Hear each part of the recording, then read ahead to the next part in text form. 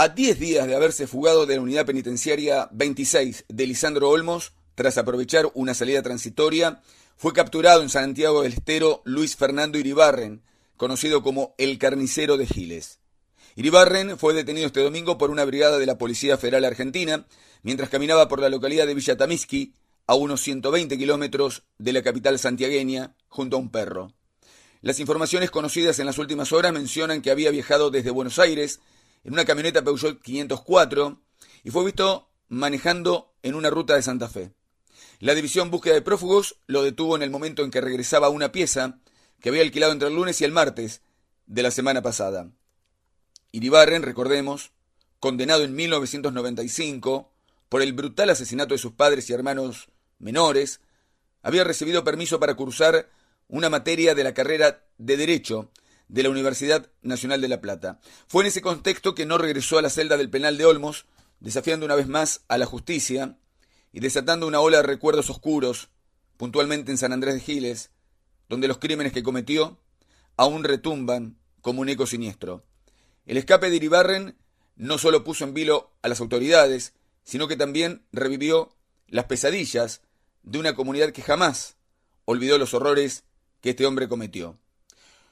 Los crímenes del llamado también el loco Iribarren datan de 1986, cuando mató a sus padres, Juan Iribarren y Marta Langein, y a sus dos hermanos menores, Marcelo, de 15 años, y María Cecilia, de 9, en el campo familiar ubicado en el paraje Tuyutí.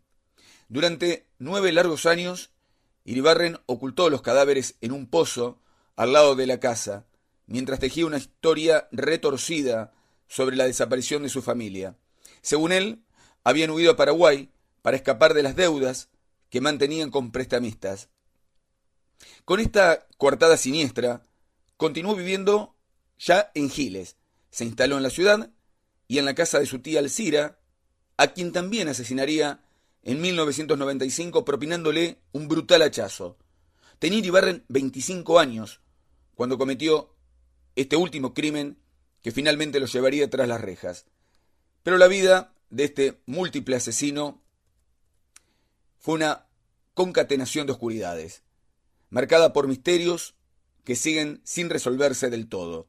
Uno de los capítulos más enigmáticos de su historia, que por estos días genera, volvió a ser mencionado, y es su posible vinculación con la muerte de Ernesto Grimoldi, un vecino de 65 años que vivía en Jáuregui.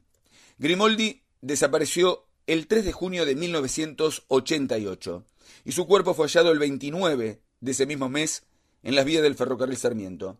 Sin embargo, lo que debería haber sido un trágico accidente ferroviario pronto tomó un giro macabro. El cuerpo de Grimoldi fue encontrado con la cabeza separada del tronco, antes de ser arrollado por el tren, según declaró el maquinista, lo que levantó sospechas sobre un posible asesinato encubierto.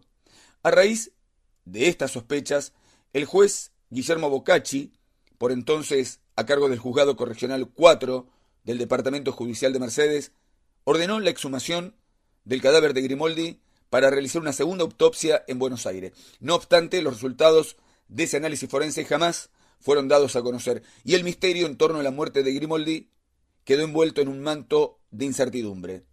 Las especulaciones sobre un posible secuestro y posterior homicidio de Grimoldi circularon en Jáuregui, alimentadas por versiones de vecinos que afirmaban que Grimoldi había inventado algo, aunque nunca se supo a ciencia cierta qué podría haber motivado su muerte. La posible conexión entre Iribarren y Grimoldi se hace más intrigante cuando se considera la existencia de un motor magnético que el asesino había presentado ante la prensa, adjudicándose su invención. Sin embargo, algunos vecinos de Jáuregui afirmaban que dicho invento habría sido en realidad obra del propio Grimoldi, y este detalle alimentó la teoría de que ambos hombres habrían mantenido algún tipo de vínculo previo. Durante los años 1984 y 1985 se supo que Iribarren cursó estudios técnicos en una academia en esta ciudad, en Luján, y no se descartaba que en ese ámbito hubiera conocido al inventor de Villa Flandre, o al menos oído hablar de él. Desde que se conoció la fuga de Iribarren, la prensa retomó la pista de su turbulenta historia, volviendo a destacar su perfil como uno de los asesinos más despiadados de la historia criminal argentina. Sus apodos, el carnicero de Giles o el loco, se han ganado un lugar en el imaginario colectivo, no solo por la brutalidad de sus crímenes, sino también por las posibles conexiones que aún salen a la luz. En San Andrés de Giles, muchos no dudan en atribuirle la muerte de Grimoldi, a pesar de que nunca se pudo probar su culpabilidad en este caso.